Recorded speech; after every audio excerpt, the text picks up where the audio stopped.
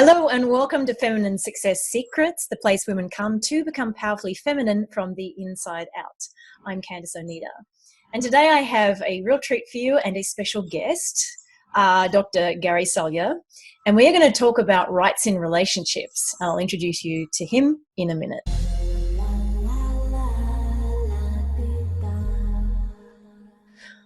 All right, so on screen right now we have Gary Salyer. Hello, Gary. Hello, Candice. Hello, and big welcome to you. I've been looking forward to interviewing you for quite a while because you're an expert in relationships, and I get so many questions from my subscribers about relationships and about relationship dynamics, and I can answer them with regard to feminine polarity and how to be more feminine, etc. And yet relationship is not my thing that I'm best at. So I want to talk to you about that. So today we had a conversation over tea about 2 weeks ago, and he's writing a book, by the way, ladies. So we're going to give you access to the book when it's ready, and I will give you access to him in the description box after this interview. So if you're interested in what he has to say, please contact him directly.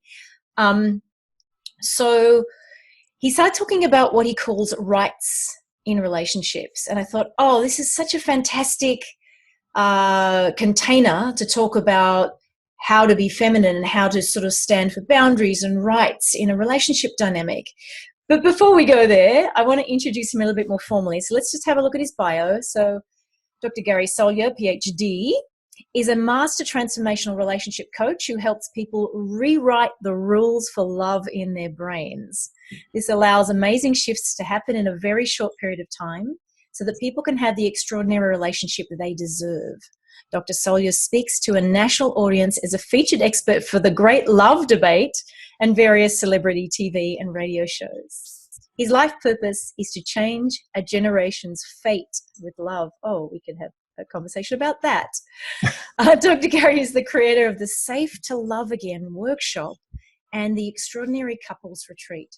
He's the author of the forthcoming book, Safe to Love Again, How to Release the Pain of Past Relationships and Create the Love You Deserve. Dr. Gary offers a unique blend of neuro-linguistic programming, NLP, Bert Hellinger's family systems approach, and attachment theory, the science of relationships. Great, thank you, Gary. Well, in fact, I think we had a commonality when we sat down at a transformational leaders retreat last year, and we started talking about attachment theory, didn't we? And I don't know if that piece has to do with the rights piece, but do you think we could just start a little bit about attachment theory? Would that be okay with you? Yeah. Because you really are an expert on that, because I knew my side of it. I've done a lot of research, but you're a real expert in attachment theory. Do you want to just describe a little bit what it is, and then we can go on talking about rights? Yeah, what it is, and actually the rights, that's what my book is about, saying that the rights are intrinsic to how your attachment. An attachment style is what they call it, is simply the way you're programmed to habitually show up in relationships. And, you know, attachment started back right after World War II, when children were clothed and fed and cared for, but if both of their parents had maybe been lost in the war, many of them were still dying, and nobody could figure out why. And then John Bowlby said they're dying because of a lack of a bond. Wow. Yeah. And that just totally messed with everybody in psychology at the moment. At that moment, yeah. Yes. And so what they found out was you can tell how a child will show up for love and most other relationships by the time they are 1 year old. When they're 1 to 1.5, if you separate from their mother and based on how they return, you can tell whether they're securely attached, anxiously attached, or avoidantly attached. And attached is just, they call it attachment styles. In the book, I call it a love style. That's exactly what it is. The secure baby comes back to the mother and says, oh my God, I can calm down. I'll go back out and play. And they calm down fairly early because they're certain mom's going to be there. Right. Now, then there's the avoidant baby that when mom leaves, it's like mom never left. They continue playing and they look really mature. But later down the line, these babies show up as they're afraid of commitment. They're afraid of emotional closeness. They're the ones that come in and say, been gone on a business week trip for a week, and they go, oh my God, I can't wait to make love to you on Friday night. And then on Saturday, oh honey, I got a business meeting I got to get to at the office. And then Okay. the anxious are the ones that never calm down when the mother comes. They can't go back out and explore. So when they show up later, it's like, where were you? You didn't text me within 10 minutes. When are you going to stop loving me? And they are always afraid of when love drives, when love goes away, and they often drive people. So let's just take a pause there for a second, because I can hear the reverberations of what you're saying across the channel. Yes. Because I think the women listening to this are probably going, oh, because I know I had this big aha when I learned about attachment theory. It created a huge revelation for me, huge epiphany, because, correct me if I'm wrong, please, expert doctor, but when I realized that my primary attachment was anxious, I just went kunk, kunk, kunk, kunk, kunk, kunk. Like every single relationship I had been in was with an avoidant. Mm-hmm. And it had kept me in the anxious thing all the time. Yes. And so do you want to speak just a little bit more about that? Yes, I will. That's the one thing attachment theory has figured out. I call it the law of attachment from hell, is that the anxious are actually attracted to the avoidant. And the reason is oftentimes the anxious had an intrusive mother or father who really didn't give them a total right to create their own experience, or they were just intermittent. But so what happens is that initial hit of distance looks like, oh my God, it looks like salvation, but it's just enough to drive them nuts over the length of the relationship. And then there's sort of there's dating and there's relationships too, because what I've read a bit of Stan Tatkin's stuff and a bunch of the attachment books, and one of the things that really struck me about it was what it does is it creates a lens through which you see people.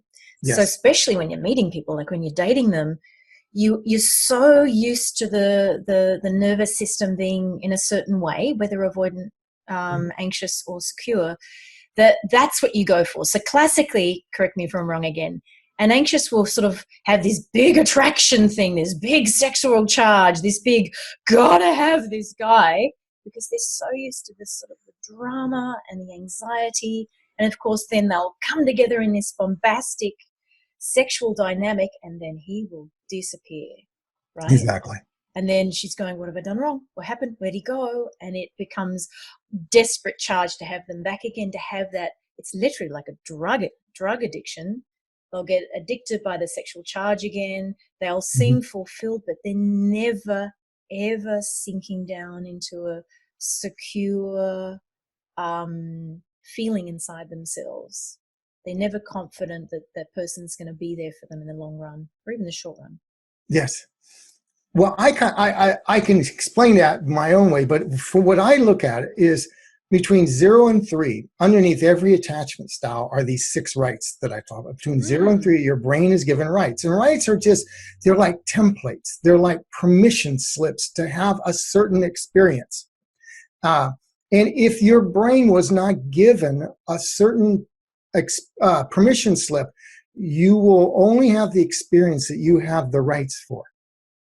So if you don't have the right to have your needs, to have a secure relationship, that's right, to have your needs met, because you don't see secures as a viable option, or again, from what I've read and experientially, they seem boring to you at first. Yes, they do, because your dopamine rush got hitched to a missing right. That's where the bug comes from. So the brain begins to associate attraction with somebody that won't. So if you didn't have a right to have your needs met, you'll constantly be attracted to a taker. If you didn't get a whole lot of right to belong and you had a whole lot of right to separate, that avoidant is going to look, oh, that's a survivable state. That's my right. He's not going to really let me belong, though dopamine comes in. But then later, the human part goes, I am so friggin' sick and tired of this. And that's where the misery starts.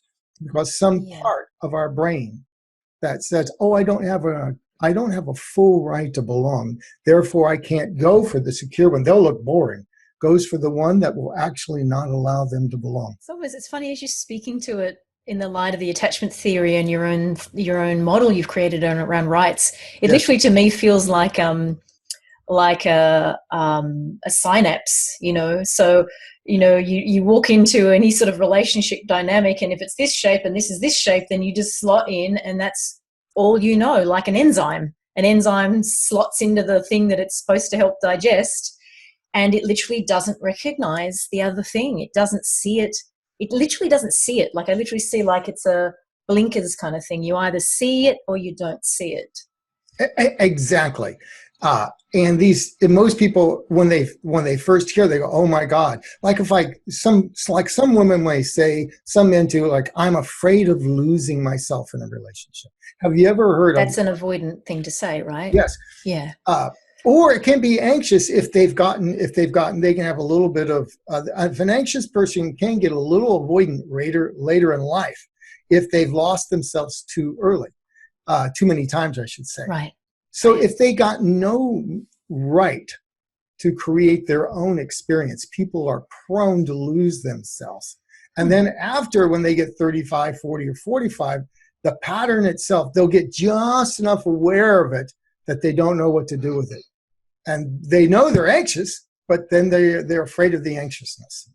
And that makes sense. Again, talking to a person that was primarily anxious. But I know what happened for me was I got to a point about a year ago. I think, you know, I learned the attachment theory, and then I had all these sort of profound epiphanies subsequent to that. And then I kept going out dating, and yet it was so strong in my system that I kept repeating the same patterns until something in me just went, this has to stop. Like something in me went, the way I'm turning up, the way my expectations are turning out, what I'm, you know, despite 20-something years of transformational work, it suddenly, everything went sideways in relationship and dating dynamics. But something when I have to stop. So I took myself out of the dating pool, which I called the dating swamp at the time. Can be. Yeah. And then something just changed inside, because I'd known for a couple of years at this point that I am looking and wanting, like I really want a secure relationship experience. I want my nervous system to be calm. I want myself to feel safe and held. I want myself to be honored and valued.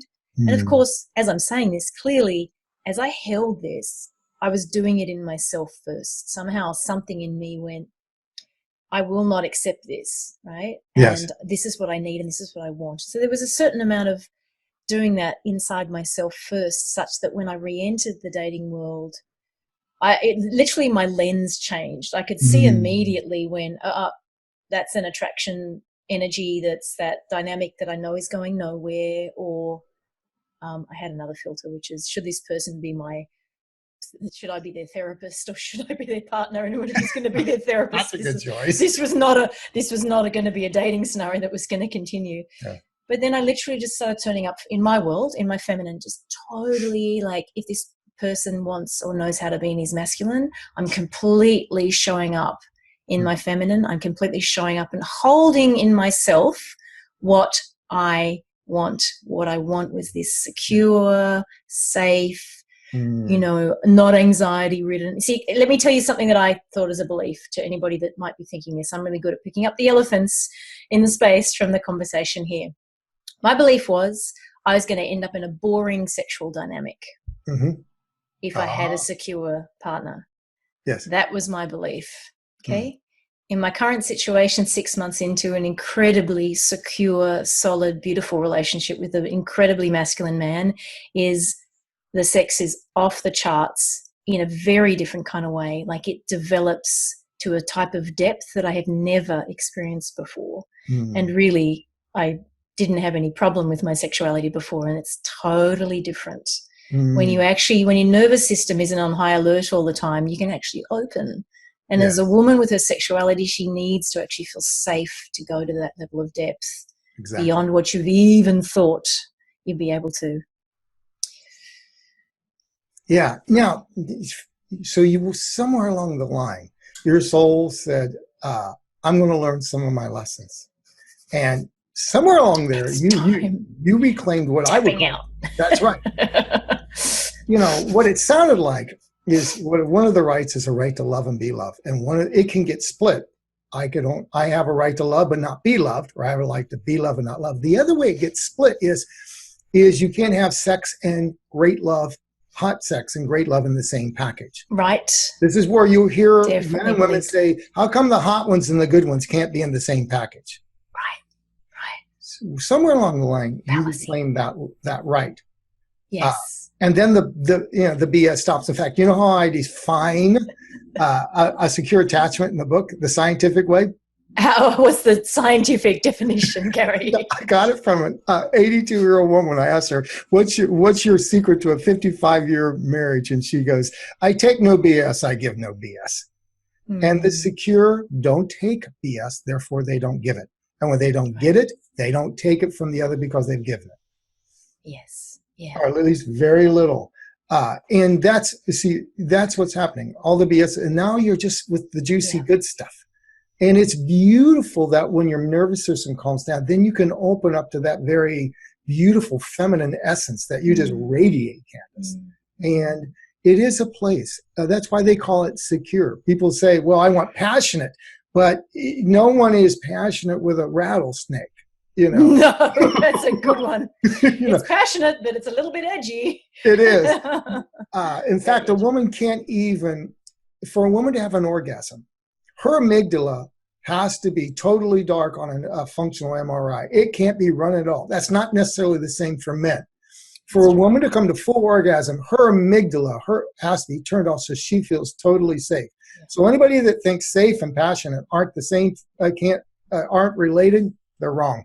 They're the platform for each other. Yeah, and in my world, the way I train my women is, look, you can have masculine style, fast, hot sex that sometimes can lead to orgasm, but my position through my experience and through how I train my women is, yeah, that can happen, but you are missing out on this massive world of experience of the female sexual experience that is so much deeper, so much more satisfying, so much more nourishing to both you and your partner.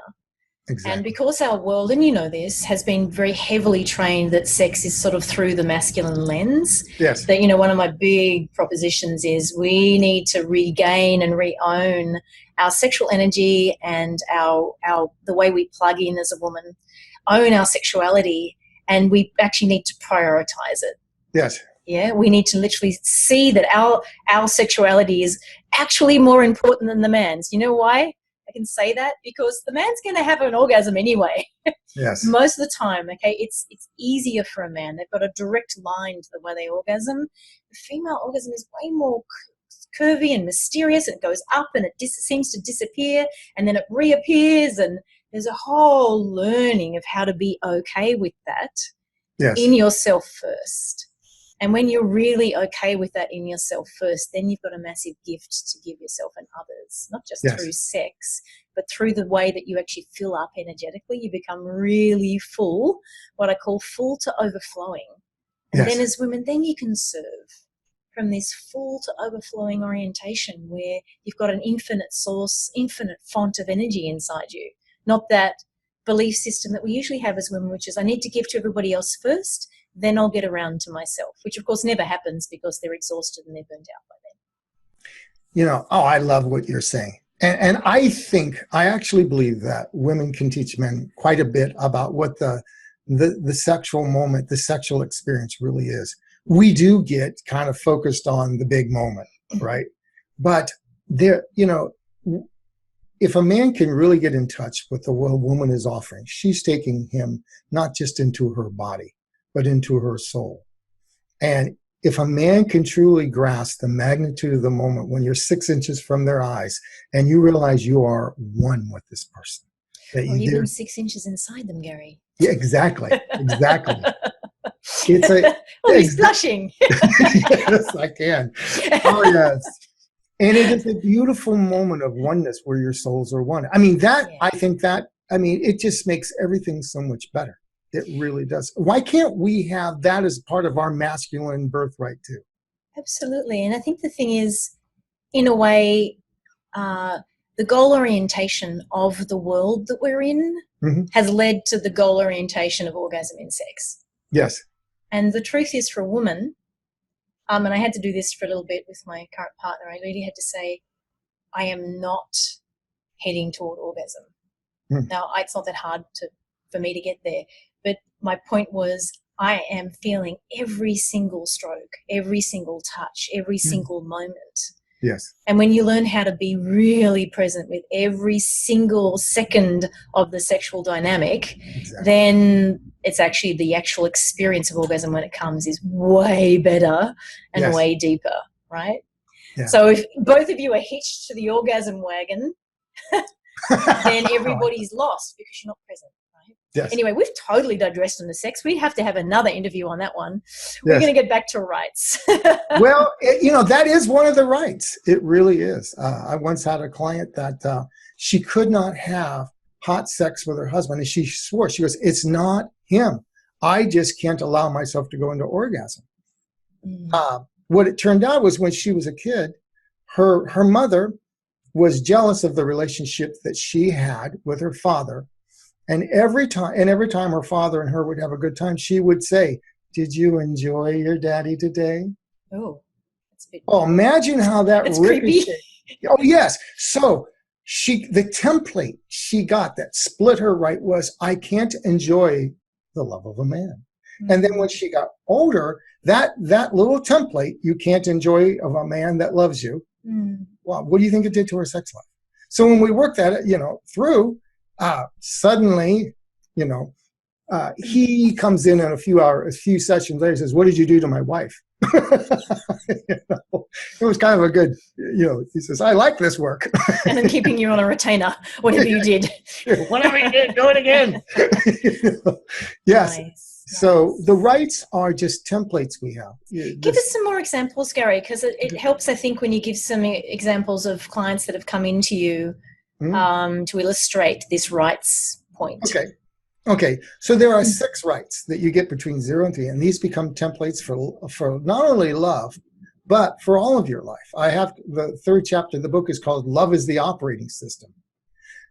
And you'd be surprised how they show up in business as well. Every woman client that's an entrepreneur has had the same missing thing going on in their business that was going on in their love affair. But the 6 rights are a right to exist. And that right to exist is a right to be fully in your body, fully present in the moment and not into your head, not trying to take a flight from life because you weren't welcomed with joy into the world. The second one is the right to have your needs met, where it's okay to reach out for your needs without getting the slap out and to be able to take, to give and take, to receive. So it's the right to feel worthy and nourished. Then there's the right, what I call to separate and belong. It gets split. You either get too much right to be a me or too much right to get in a we where you feel enmeshed.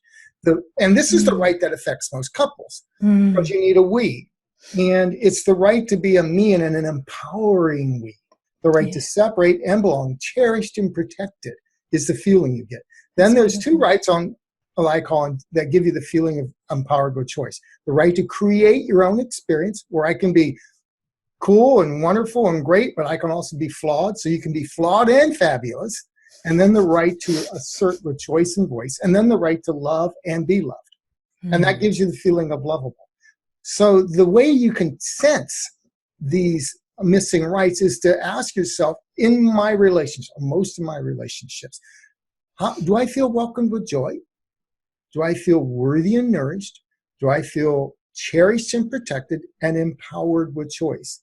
If you're in a relationship, one of those is missing. There's probably a missing right underneath it, but you're probably thinking, oh gosh, man, this isn't the greatest relationship. Maybe we need to work on something. Oh, this is so, you're totally speaking to something that I saw in myself in my own dating forays, and what I see again and again with women is this thing that happens usually unconsciously, and then sometimes it becomes conscious, which is this compromise thing. And you did allude to it before, which is, but he's so great at this and this and this, but this isn't working, but I'm going to accept him because these are okay. And you're actually turning it around to not even being about him, that it's like the rights have to be owned in yourself first. You have to have this sense of fullness and fulfillment in all the six, is it right? 6 rights. 6 rights, right? And then it actually creates a dynamic where you're either going to attract a person that goes, oh yeah, I'm all this because she's full in all those things. It's this weird thing of when we're actually full in our own rights, we don't need somebody else, but we can want to have somebody else in our life that creates this third entity, as you're talking about the relationship. He's great on paper, but when it comes to this, it's not working, right? Yes. The reason people will say it's great on paper, but this is not working because they have a missing right. This is what I argue in my book, is it's great to know you're anxious, secure, or you're avoidant. Great. $5 and that will get you a cup of coffee at Starbucks. But if you can put it underneath each an avoidant or an anxious attachment, this is a set of missing rights. So the secure have pretty much all 6 running. So if you the moment you reclaim all of your rights, you stop giving and taking BS, and that exception clause goes away, and you start being attracted, and you start creating better relationships, secure relationships. The reason people say, well, it looks all great on paper, but I'll put up with this, is because that's the one thing they don't have the right for. The moment they have a right for it, a man says, you know what? I deserve the full package, and I deserve to give the full package. A secure attachment is not just taking, but giving, and that's when you stop being attracted to Mr. Wrong. And what I say, you start being attracted to Mr. Rights, the man who reflects back to you all of your rights. Yes, yes. You're looking for not Mr. Right, but Mr. Rights.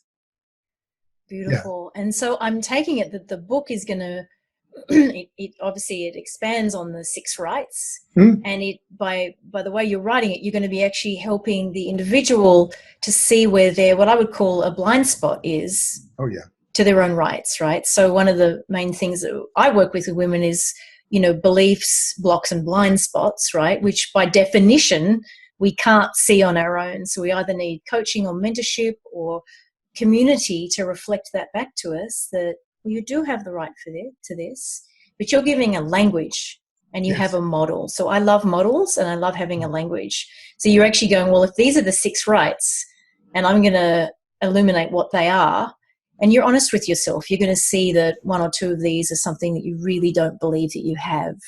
Exactly. And I also, it's written for both singles and couples. They told me not to write the book like this, but I did it anyway because I think it's just the way it is. Because the point is, after 5 dates, singles, when they start pairing off, they're couples. Every couple fight I've ever seen is about 2 missing rights. One chooses the other one for that missing rights because that's all they have the right for. The other one does the same thing, and now they're arguing incessantly over the missing rights. Underneath the problem is, hey, I don't have a right to have my needs met, and you don't give me a right to assert. And they go on and on like this. That's very powerful, isn't it? Fight, and I'll show you 2 missing rights. That's very, very powerful. Wow. Oh, my dear, I think we could go on about different directions here, and perhaps we can actually do that in a different interview, because I wanted to create this as an introduction. So what we've spoken about today is largely, we talked a little bit about attachment theory, and then Dr. Gary Salyer's sort of extension on this, which is rights, which is really plugs into attachment theory. This is why someone's avoidant or anxious, and this is why someone's secure, right? Exactly. And so you've expanded a little bit and giving a lens through which to see why things mightn't be going so well for you in your relationship currently or in your dating situation. So we're going to wait with bated breath, as we say in the Anglo-Australian world, for the book to come out. Yeah. Is there anything else that you would like to pass to them with regard to the rights and the upcoming book whilst we're finishing up here today, Gary? Okay. Well, the one thing I want to say is to give hope. Some people, oh no, I got missing rights. My favorite thing I ever learned from NLP is that there are no unresourceful people. There are only unresourceful states.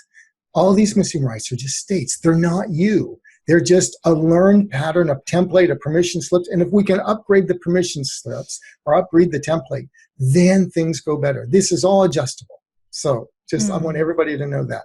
Now, if the book is coming out by next fall. It's coming out. I'm just doing the final editing, but I'm doing a preview, video preview on my website. If you sign up for the Love Notes, I just finished there's also from other people like John Gray and Ariel Ford, but there are 30 people are getting these. They're 3 or 4 minute clips where I talk about the rights and the skill sets that come from the rights, and you get these really cool 2 and 3 minutes video clips for it's a good number. I can't remember, about 60 of them, and they come over about 3 months, and you get a beautiful hit of insight and hope and skills and expertise from me and a bunch of other people that know what they're talking to. Well, Gary, that's beautiful. Thank you for offering that to my community. Yeah. That's very generous of you. Yeah. Well, this has been a delight, and I get a little bit of a sense it might just be a little intro into what we could do here on the channel. I think you're offering something beautiful as, when you create a model and a language for people to understand themselves better, as you were just portraying, then they can actually step into who they really are. And this is one of the main things that I position in my work, which is the difference between the false feminine and the true feminine. And I'm hearing that a woman who is in her true feminine is full of her rights. Exactly. And so we definitely have a segue there in our work together. So I just want to thank you very, very dearly for turning up today. And thank you, Candice. I think you have such a beautiful spirit, and all of what you're doing with women and their female empowerment and the feminine is really so necessary for where we're all at today. And I want to thank you for inviting me on your beautiful show and be able to bask in you really have a beautiful spirit. Thank you. Thank you, dear. It's been an honor. Beautiful, love. We'll do it again. So what I'd love you to do following listening to the interview with Dr. Gary Salyer today is put a comment below on which one of those rights, and I'm going to put in the description what the 6 rights are, which one of those rights you believe you have and which ones you believe you don't have at this point. And so as we finish up here, as I always say in my outro here, remember that when you have the courage to shine, you give others permission to do the same. So let's all go out there and shine this week. Bye-bye for now.